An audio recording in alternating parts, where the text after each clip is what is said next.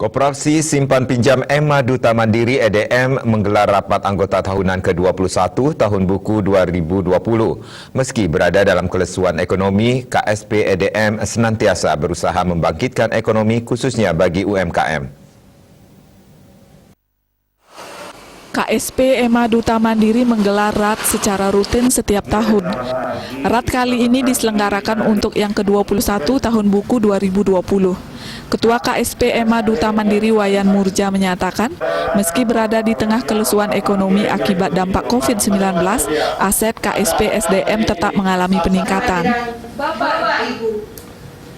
Nah, dari beberapa item pos utama besaran yang kita miliki, yaitu kredit yang diberikan, aset, kemudian dana tabungan dan simpanan berjangka, modal sendiri, dan SHU.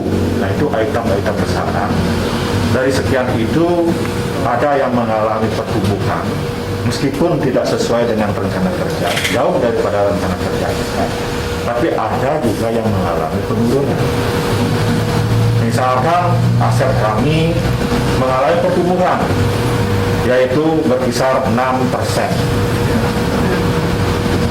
Kemudian, mohon maaf, aset kami mengalami pertumbuhan 1,sekian%. Sedangkan pinjaman yang diberikan baru mengalami pertumbuhan 6% kurang lebih. Jadi itu mengapa pinjaman kami mengalami pertumbuhan? Karena ditopang oleh adanya kami diberikan kepercayaan oleh pemerintah untuk menyalurkan program pinjaman dari LPDP Kabupaten Jakarta. RAT yang diselenggarakan secara virtual ini juga diikuti oleh Kepala Dinas Koperasi dan UMKM Provinsi Bali. Pihaknya mengapresiasi penyelenggaraan RAT KSP EDM yang digelar tepat waktu. Ia pun meminta para anggota untuk meningkatkan keaktifan transaksi di koperasi agar koperasi tetap eksis di tengah keterpurukan ekonomi.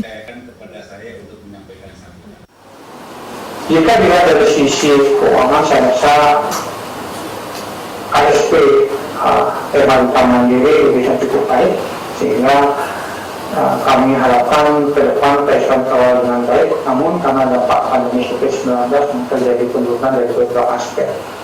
Di tengah lesunya perekonomian makro saat ini, maka koperasi harus maksimalkan potensi anggota yang ada.